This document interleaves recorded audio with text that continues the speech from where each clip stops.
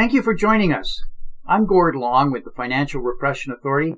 I have with me today Anthony Wile of the Wile Group joining us from Toronto.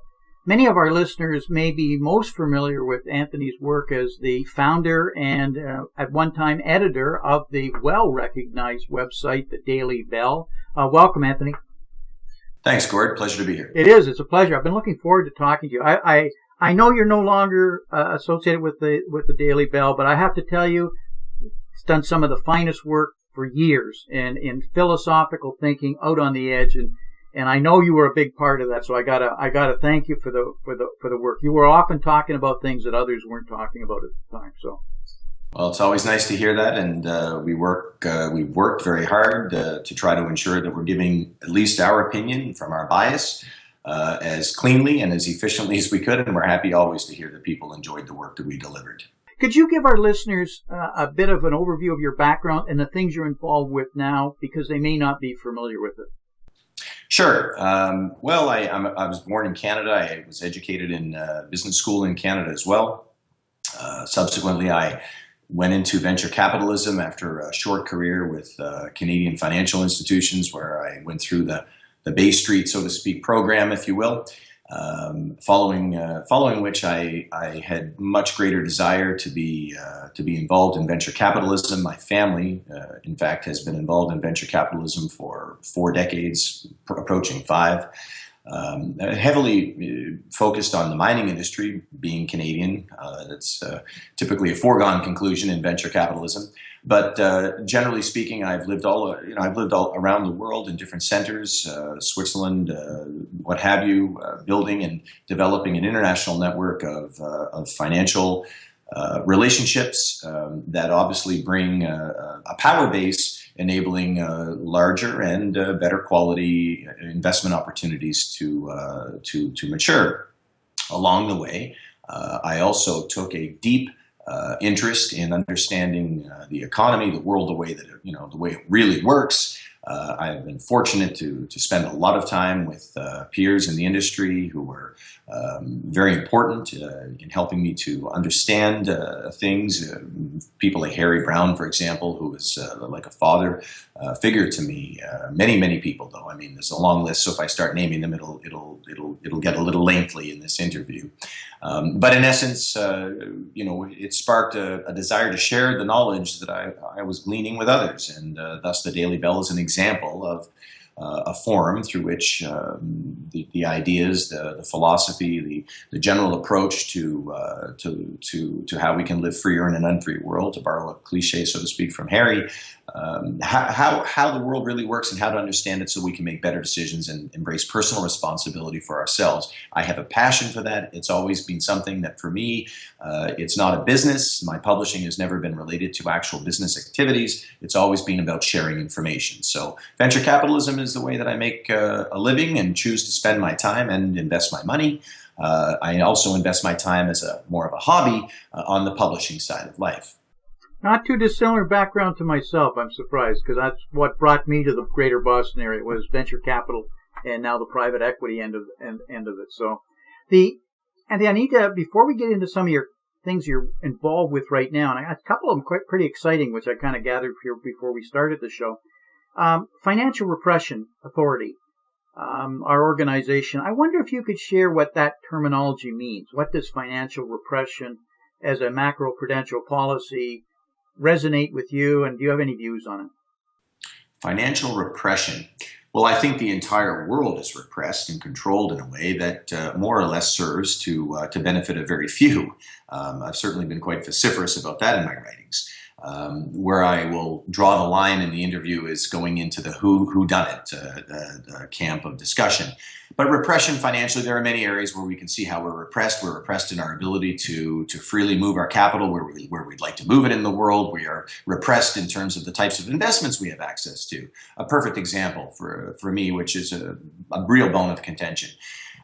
I don't believe that anybody who gets up in the morning and goes to work, no matter what they do and what their vocation might be, and earns a paycheck, brings it home, gives the part that they need to give by law to the boys in Washington, and what's remaining, that they are then in a position that they can't make a decision, rightly or wrongly, however they choose, to invest that capital. as an example.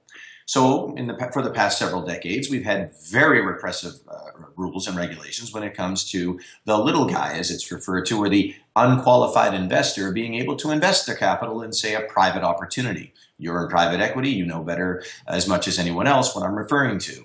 So there's been an elite, so to speak, regulated structure that forces only those who are part of the $1 million plus or accredited investor camp to have access to those investments, other than a few very minor exceptions. Now, there have been changes recently. I was just going to say, but there's some changes happening in Canada for, we call it accredited investors, but exempting terminology used in Canada, where smaller investors are now being allowed to enter into the private equity. I believe it's $10,000 if I recall properly, but it's Canada's beginning to do some changes there.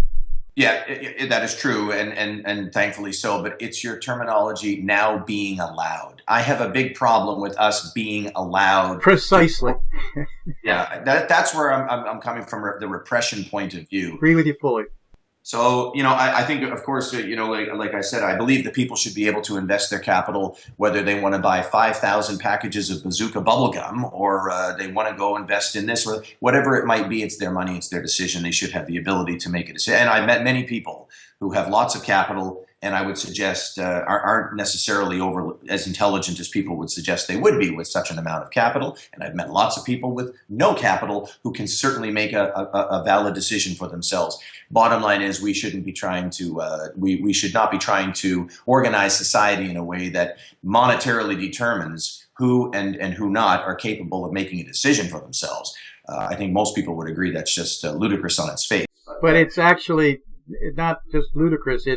There are many things that are happening that are making it more and more restrictive, contrary to what I just mentioned in Canada, where they were leading the edge. But where I'm referring to is there's things such as FATCA around the world, which is really a form of capital controls, PFIC, which is a way of restricting it through taxation, and I can go on.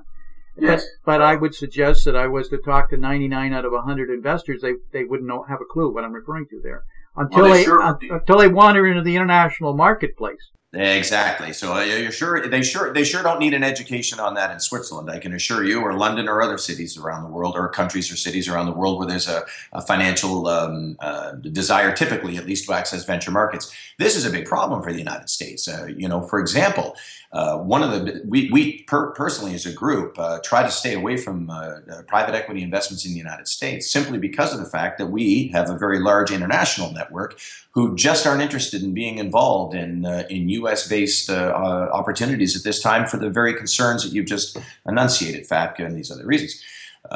Canada, this is an actual win for this country, so to speak, from a venture capital perspective, because Canada still has a great deal of respect internationally within the markets we're referring to. So it's a detriment to the U.S. that they're pushing so hard on the information gathering and we'll say levying front from a taxation perspective, as they are, because they're actually killing the nucleus of capital abroad that otherwise would find its way to their shores. So it's a problem. Yeah, our regulations are so onerous and so restrictive that they're leading to the point where a lot of people are leaving industries, not talking about investors, but getting out of industries because there's just too many regulations. The most recent I just saw was people that are CTAs, commodity trading advisories.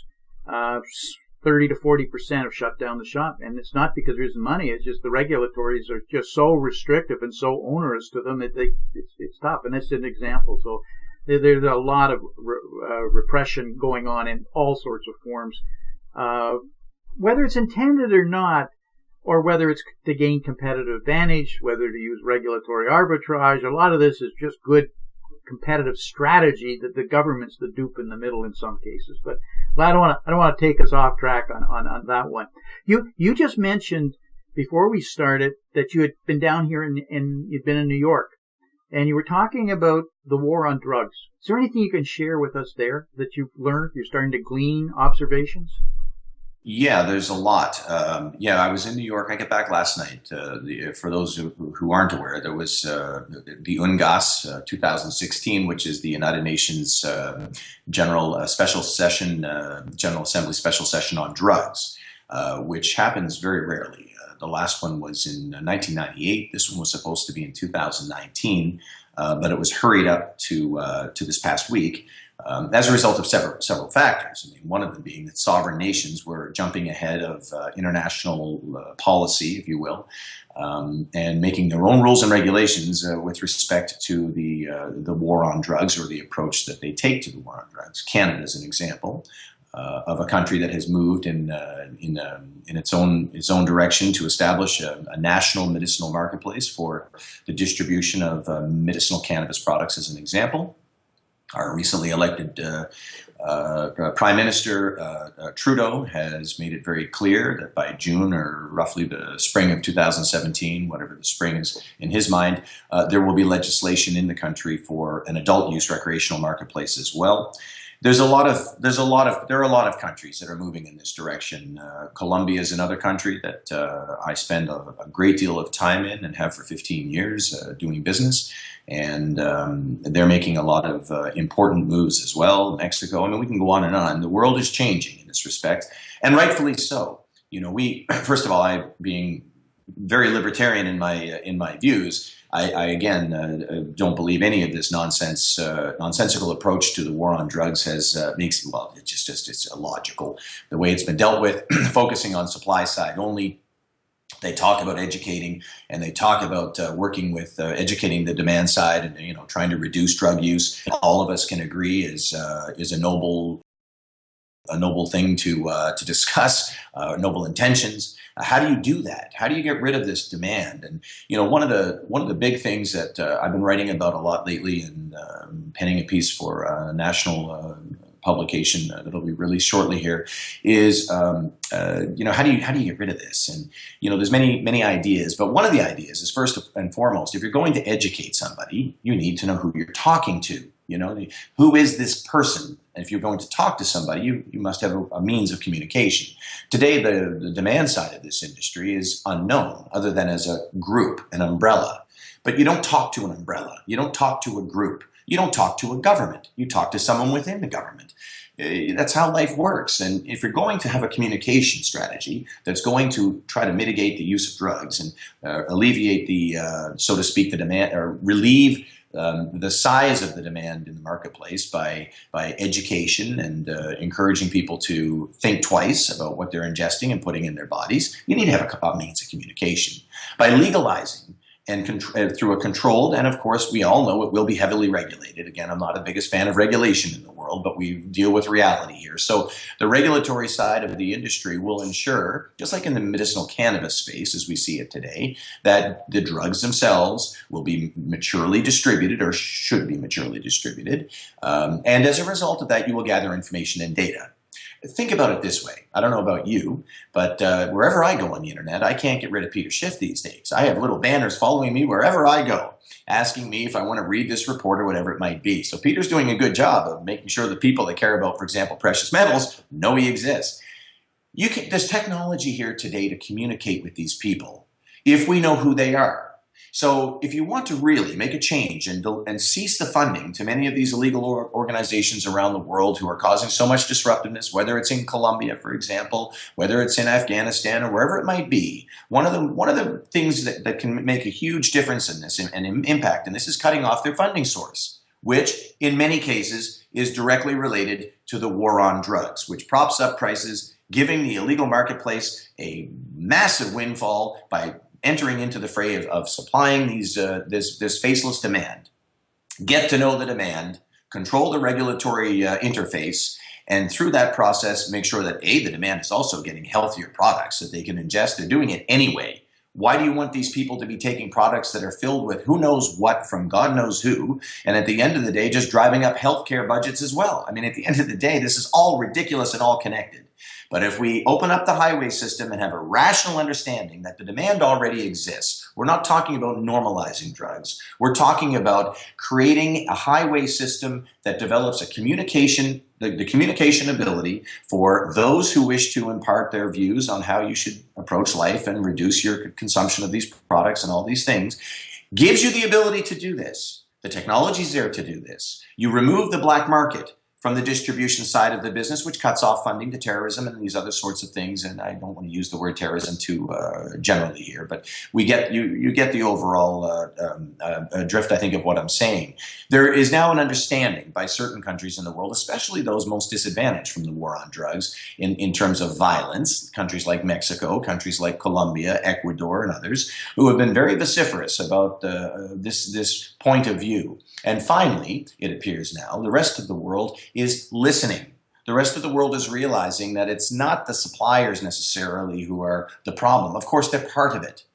But it can be alleviated through a mature discussion that recognizes human nature being what it is. They're individuals deciding to do these things, to take these drugs. We don't endorse it. Nobody suggests that that's a good thing. But what we're simply saying is get to know who those people are, profile, understand, develop strategies of communication to really speak to people, not just the faceless mass. So there are a lot of changes in that regard that are finally being listened to at the higher levels. Anthony, are you seeing in this whole discussion investment opportunities that are jumping out?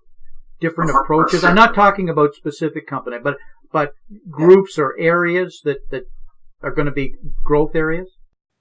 Without a doubt. And here I've written, anyone that wants to get further information can just search my name, Anthony Wile. You'll see an article I wrote at the Globe and Mail about 3 or 4 months ago here, which is our national newspaper, as you know, in Canada, outlining, it was more of a cautionary note, if you will, to people saying, you should really step back here.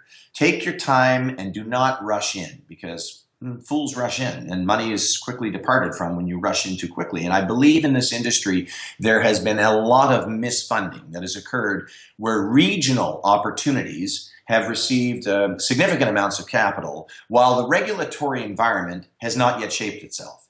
And the regulatory environment is what will ultimately determine where the profit margins lie within the vertical of getting the product from the fields where it's grown through the processing that turns it into medicinal or standardized products, which is how everything in the world trades, whether it's a bag of peanuts or a bottle of water. It's not going to be any different with cannabis or any other products. But in the cannabis industry, there is a change coming here that will affect many aspects of this business. For example, distribution. Let's take Canada. You have all these licensed distributors or producers who are distributors as well. Mail service delivery. Now that's something that hasn't had the support of the Postal Union. The RCMP, which is our federal police force, of course, has been quite vociferous as well about the fact that this is a very highly unsecure means of distribution. Many of these post offices in these small towns and villages and what have you are just not equipped to be handling this high value product. Postal workers don't want to walk down the street with it. But it makes no sense. I mean, at the end of the day, if you're calling it a medicine, do you pick up the phone and call somebody through a telephone who's not a doctor, not a nurse, and have them prescribe some funny sounding strain that you roll up and burn, which is another issue that will be put to bed fairly shortly. And that'll never get support, burning product from the WHO, the UN, or any of the medical associations. It's just simply never going to, it's just not going to happen. Medicines aren't delivered that way. And the combustion side of this is something we don't need to discuss as to the hazards that is for our health. But there will be a different generation of products that hit the marketplace over the next few years. And as they hit the marketplace, you can pretty much bank they'll be delivered through the same channels that we have traditionally received medicines through, i.e. pharmacies. Places where people have an interface to know what are the drugs you're taking. For example, if I'm a person who has heart problems and I'm on blood thinners and maybe I'm diabetic and, there's other issues that surface when you take one drug and mix it with other drugs. And none of this research has been clinically developed to any great level at this point in time. The large pharma companies today, you want to call this a pain management product, for example. Does anybody really think, living in the world that we live in, that big pharma are going to allow a cottage industry to step in and take away one of the most lucrative parts of their business model? Come on, no way. These drugs will go through the FDA, the EMEA, and the other channels they must go through before they hit the shelves in any sort of a mainstream situation where you walk into CVS and you buy a pain relief formula or it's prescribed to you through a doctor in a meaningful way. I'm not saying it's the way it should be, it's just the reality. We live in a regulatory democracy. The FDA and the EMEA are the frontline interfaces between big pharma and the drugs they want to put on the shelf, and they're also the frontline interface that keeps you from getting your drugs through them and on the shelf. It's just the way it is. So, this is a big boys game that will be handled by big boys when it comes to the production of what the products are and how they're distributed. And the distribution channels, what I wrote in the Globe and Mail, was simply this. And subsequently, we've seen the largest pharmacy chain in the country come out with the endorsement of the Canadian Pharmacy Association as well, that they are now behind this shift towards a pharmacy distribution model. This is something that overnight literally puts an X over about 50% of the revenues that would have belonged to, or today do, to the licensed producers in Canada who distribute through the mail. Today they have the whole vertical. Tomorrow they won't. As a result of that, those investments are dramatically affected, and thus the viability of anybody who invested in those investments, in my opinion, in our opinion, I should say. And as a result, what I simply have to say to investors is be very careful before you run into any regional market play. There are other considerations that people who understand the way this world works will understand when I say this very, very clearly. Again, I am not an ardent environmentalist. I believe we all should be great stewards to our planet. I certainly am not, waving pom-poms at Al Gore speeches on the weekend. But the reality is the world buys into the whole concept that we must lower our carbon footprint anywhere we can. Now, traditional industries, to say, coal-fired power plants or what have you, it's very difficult to come in and just remake those into greener operations. You can do things around the margins, but there are too many jobs affected by it and all these other considerations. It's a political issue. Here we're dealing with an industry that is not a political issue, at least today, because you have a global black market that is not what you would call an industry. It's not an industry. It's not a global, traded. It's not an industry that is regulated or synthesized and globally traded within at this point. Now, as that develops, there are certain regions of the world where you can produce in an environmentally friendly, net positive environmental impact kind of fashion, or sustainable development, if you will. Countries around the equator, ideally, because when you're growing cannabis, for example, you need 12 hours of sunlight and 12 hours of darkness to create the flowering cycle. That's how the plants naturally flower. If you're doing it indoors, you're creating that environment artificially. Lots of electricity. You're using your water sources typically from local grid water. All of these the two big impacts that the two big inputs that you're utilizing in order to make the product strain the overall environment, if you will. And you end up with a more or less synthetically grown indoor product. You can grow this product outdoors for pennies a gram, and you can grow it in very controlled environments that provide a net positive environmental impact versus a net negative environmental impact, and you can create it for a price point that is a fraction of what it's grown for in the more northern climates or more southern climates. Basically, when you step a few degrees north or south of the equator, you incur more additional costs, and you also generate a larger, you take away from what would be a positive environmental impact, taking out CO2, putting back oxygen and these other things, and you move into a direction of eventually a net negative environmental impact. All of this can be alleviated if the focus of the cultivation is in areas that can actually generate, as I said again, a positive environmental impact. And you will see, I believe, having spent enough time within the international discussions over the past couple of years, not just this last week in New York, I think you're going to see that the UN, the WHO, the WTO, and other organizations are going to be quite focused on the environmental side of this new industry, in which the standards and the protocols related to cultivation and other related issues can be determined up front by private sector, and then of course rolled out across around the world with endorsement and the support of agencies that see that this is the better way to do this. Let nations that are like Canada focus more on the post-production type of business, developing medications, newer delivery systems, making whatever out of the oil that is developed. But that's where we're headed. It's a standardized medicinal grade oil marketplace where certain areas of the world where they have the climatic conditions to be able to grow these products at lower margins, lower cost structures with environmentally friendly sources of electricity and water and all these things, where it creates a vertical price where you take the exporting from, say, an equatorial nation, like a Colombia, for example. You have a government that, of course, wants its cut. You have the domestic distributor, say in Canada, that wants to obviously make its profitability for distributing the products. And then you have your government partner in this country that wants to take its cut as well.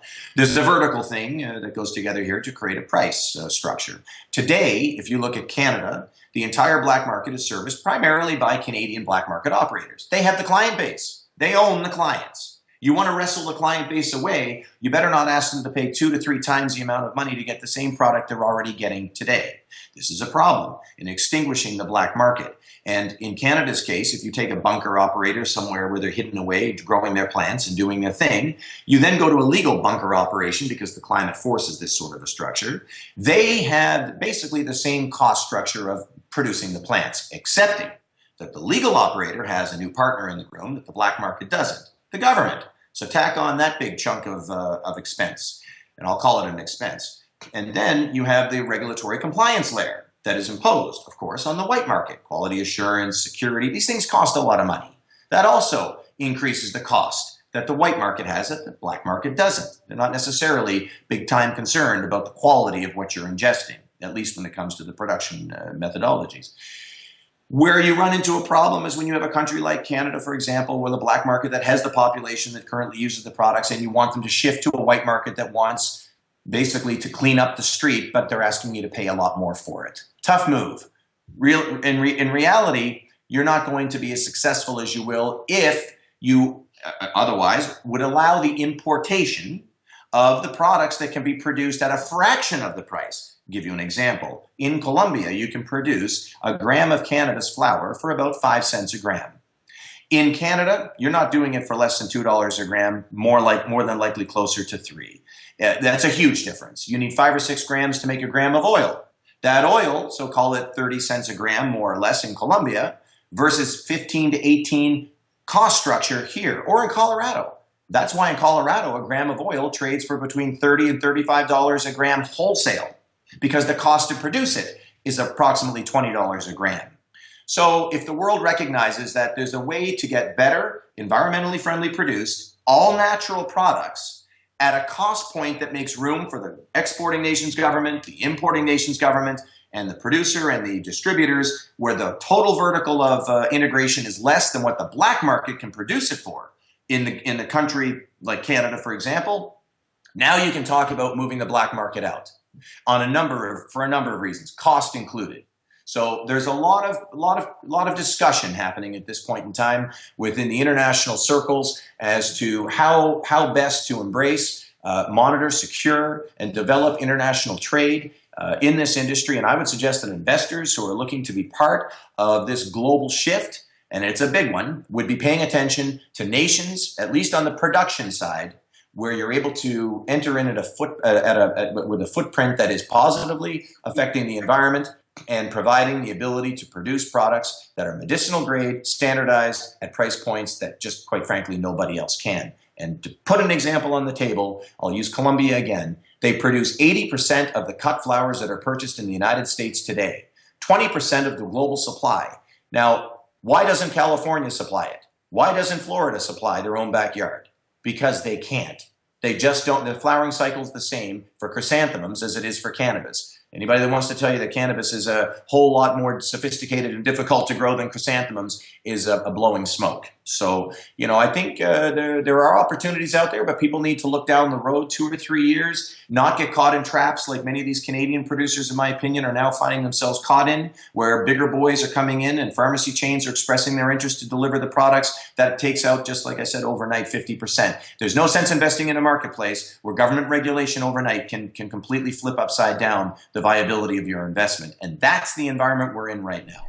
Anthony, just staying on Colombia, and you spent so much time there, down there, and their economy, where are they on this politically, in supporting it, endorsing it, leading the charge, and what does it potentially mean to their economy? It means a lot to their economy, and it means a lot in other areas that we can talk about as well.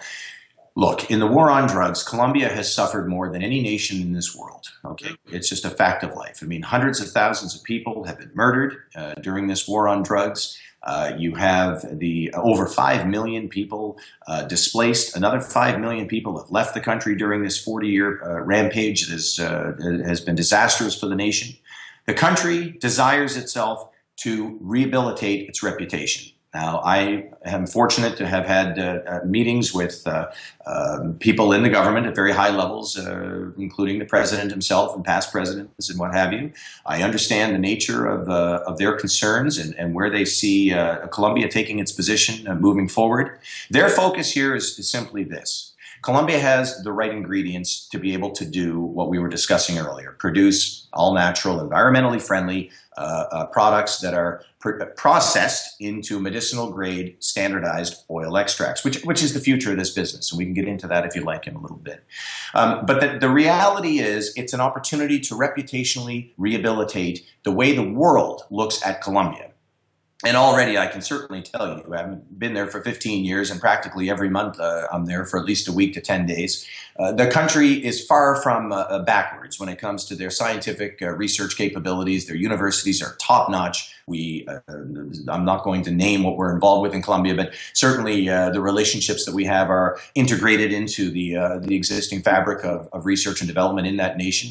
There is more than enough capability. Certainly the experience in the flower business is completely transferable to growing cannabis versus growing chrysanthemums, if you will. The infrastructure is all there. They're leaders in the space. They're agronomists, and the people who are the backbone of that industry don't need any manuals on substituting this plant for another. The processing capabilities are there. The government recently passed a decree. Santos issued the decree on December 22nd, actually, of last year, December 2015. Excuse me. The decree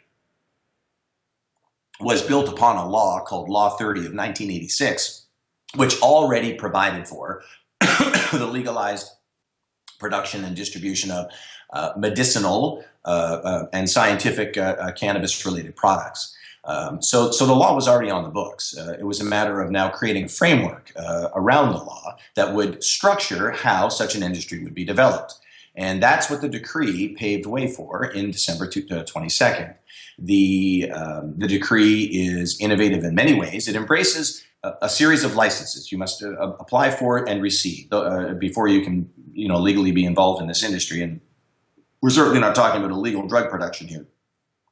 And those licenses are first and foremost a manufacturing license, because Colombia has prohibited the exportation of dry flower product. They understand that the future of this industry is standardized medicinal-grade oil extracts, not burnable, smokable flower product. So before you can obtain a cultivation license, you must obtain a manufacturing license or processing license, if you will. But you apply for them all at the same time. So, for example, one of the primary things that we're involved with in the world today has applied. It's the only company to date that has.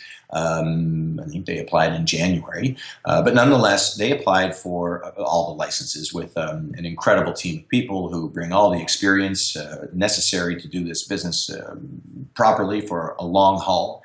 And subsequent to receiving those licenses, which include manufacturing first, then cultivation, and then an exportation license. So the government has paved the way for a legal business to develop in Colombia, working with the universities, whereby the climatic and economic conditions that already have them at the top end of the global distribution and game, if you will, of cut flowers, for example, which is a very important multi-billion-dollar industry globally, in order to be able to embrace this new industry and be leaders in the scientific and technological way in which these products should be standardized, paved the way by example of showing how they can be developed in an environmentally friendly manner, and helping to rehabilitate the country's reputation internationally with one of the two plants that has been responsible for this entire war that has caused so much grief and aggravation in the country.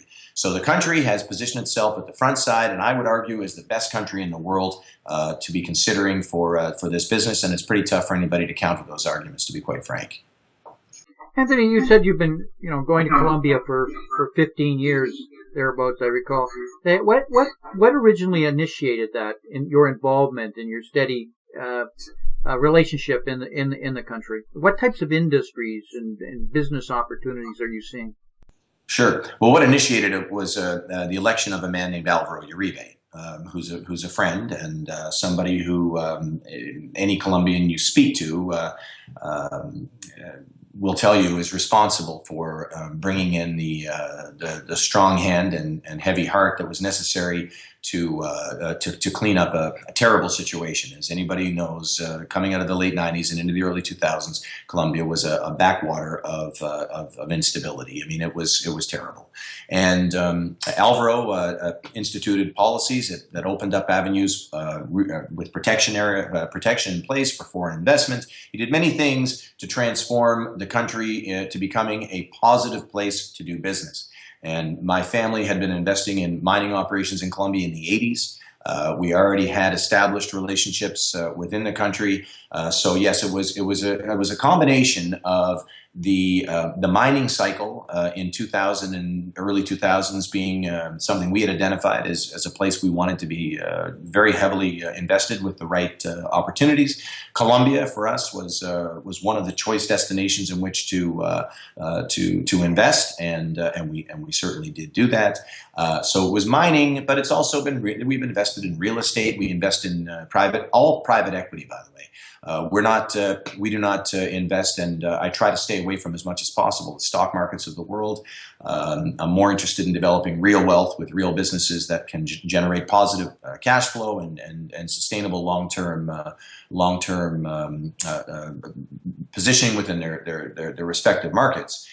So we're really focused in private equity, and we're focused in Colombia. We don't see a country in the world today that offers as much opportunity with the peace process in its final stages of being completed, along with the myriad of opportunities that exist in that country. Quite frankly, you go back and you take a look at what's happened for 40, 50 years. There are many areas of that country that have been sealed off, inaccessible, totally underexplored when it comes to resources and other such opportunities.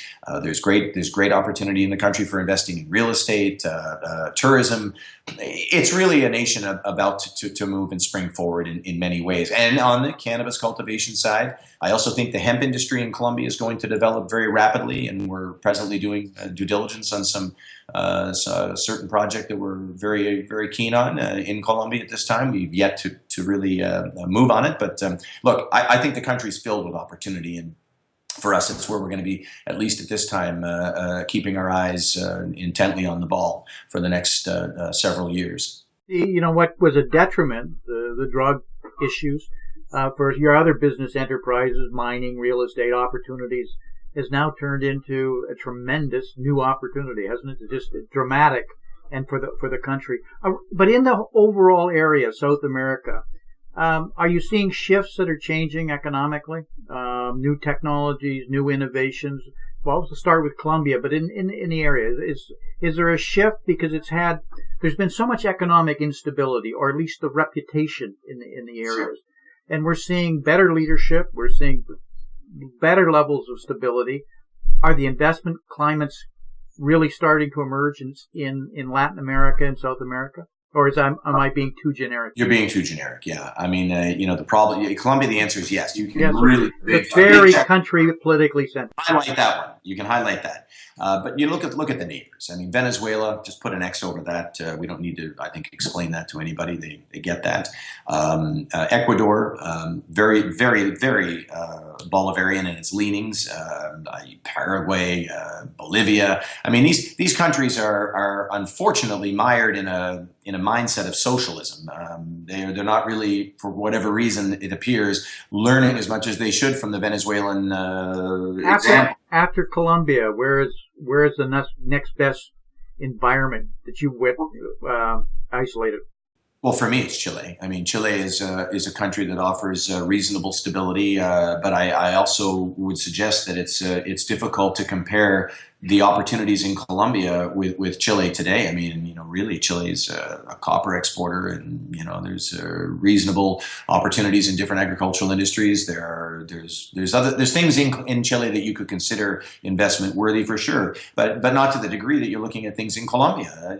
Again, it stands out among all the crowd in Latin America as way above the rest is the bottom line at this time. I mean, Brazil's a mess. I mean, all you have to do is turn on any news broadcast of what's happening within that country to see the massive corruption and the backlash that's currently happening against the current regime there. You see Argentina, there's some moves being made, it appears, to maybe try to reverse some of the damage that's been done in that country, but it's going to take time. All in all, there really is, for us at least, only one country that we are, seriously interested in Latin America, and that is Colombia. Any comments on Uruguay? Well, I mean, I think Uruguay is, for anyone that I've spent a fair amount of time in Uruguay. We almost opened an office in Uruguay a few years ago. I think Uruguay is a financial center, and it's farming as well. There are farmland opportunities certainly in Uruguay that can be developed. Again, I'll come back to this. The bottom line is, look, when you're growing anything, you need a certain amount of sunlight, you need a certain amount of water, and you need hopefully, preferably, very low cost but highly fertile soil in which to produce whatever it is you're going to produce. Colombia offers that as well. Again, coming back to this, in the Llanos region, which is an area where typically coca production has dominated. It was still is a fairly heavily FARC-infested region, but it's been opening up quite rapidly. So now you have this amazing area that is like literally millions of hectares that is perfect and ripe with a climate that Uruguay doesn't have. It's the same thing in the cannabis industry. It's not on the equator. I mean, you're a lot of degrees removed to the south in Uruguay. You don't have that consistent climate year-round with 12 hours of sunlight and 12 hours of rainfall that just stays steady Eddie day after day after day. And as a result, you're never going to be able to produce something in Uruguay in the cannabis industry that can be done at the cost point and as naturally as you can do it in Colombia. It's just a reality. And that goes for many of the agricultural products. So Uruguay, look, from a financial center, they've got some very good free trade zone legislation. In Uruguay, in Montevideo, there's at least one very large and prominent free trade zone. But is that really the kind of, that's a financial business. That's a credit card company wanting to offshore its services and, handle a portion of their business in Uruguay. There's American mortgage companies that are set up in Uruguay, for example, that are handling the collections for those who are in default and basically taking the money offshore and keeping it tax-free. There's all this kind of thing happening in Uruguay. It's creative financial engineering to a large degree that occurs, I would suggest, in Uruguay. You don't see that so much in Colombia, for example, where it's more grassroots, agriculturally driven. And I think it attracts Colombia also people like, for example, Jim Rogers is a very close friend and has been a consultant to my family office for the last couple of years.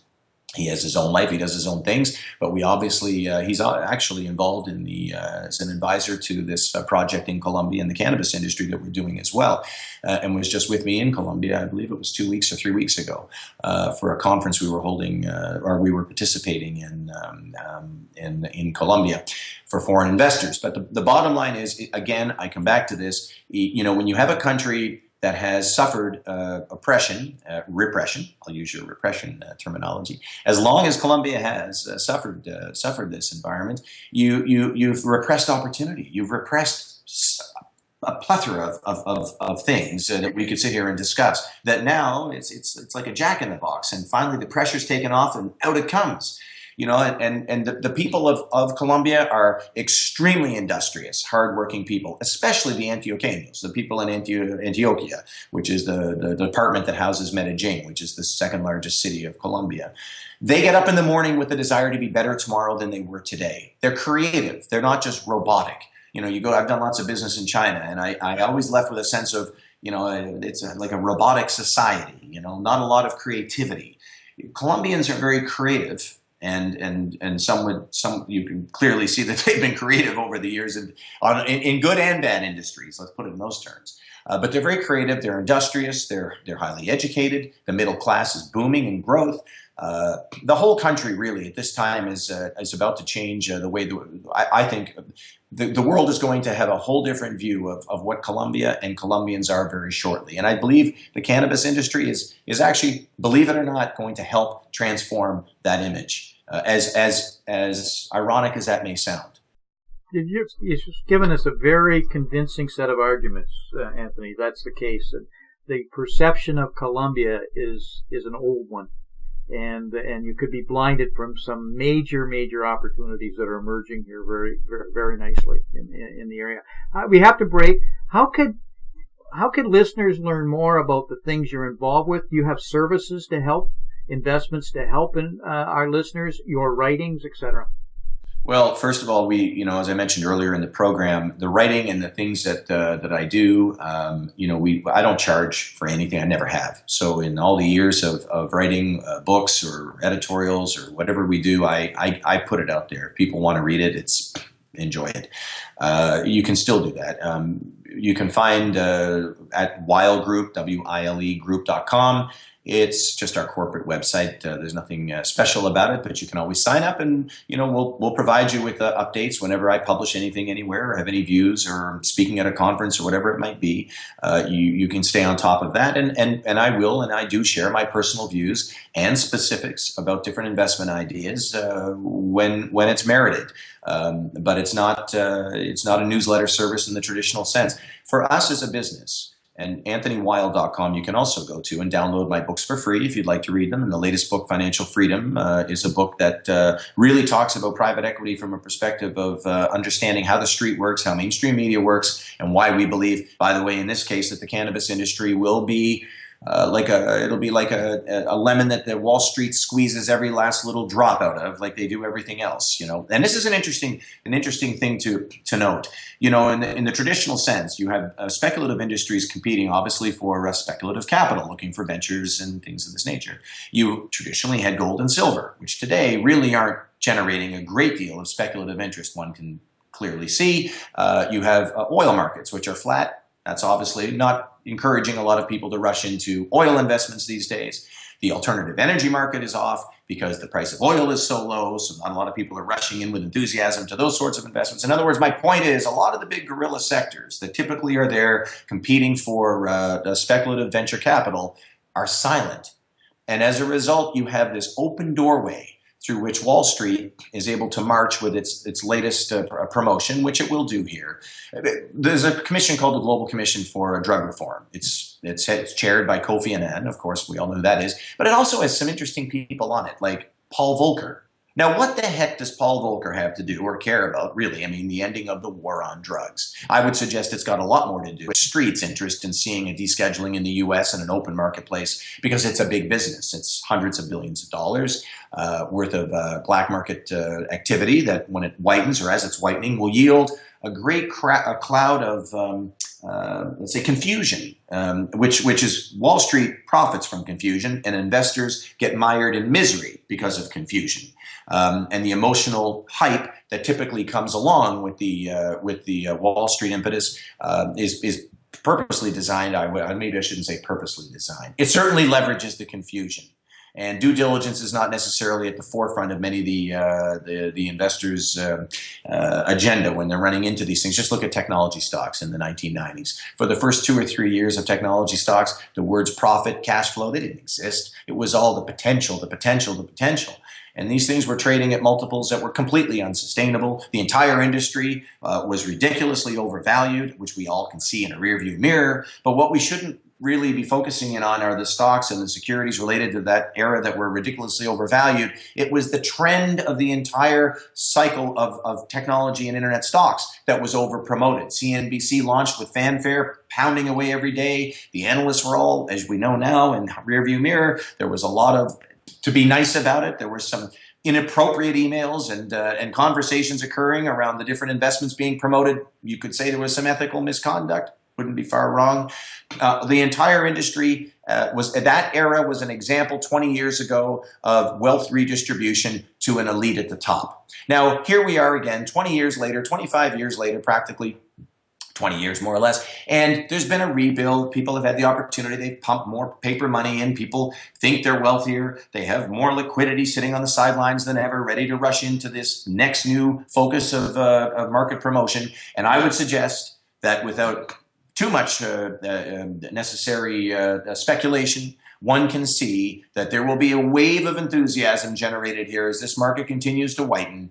And unfortunately, what that also means is overpromotion, destruction of value, and most importantly, wealth redistribution to the pockets of those who are very cleverly conducting these operations in these cyclical kind of maneuvers. So people talk about the Elliott wave theory. To me, it's just a redistribution of wealth theory. Anthony, we have got a break here, but I would love to maybe at another time continue on this discussion on your views of Wall Street or Bay Street, but Wall Street from financial repression or financial freedom and your book and Springboard, because I know you had a lot of strong views in that area, and I think they'd be well received with our viewers. But that's all we can do here today.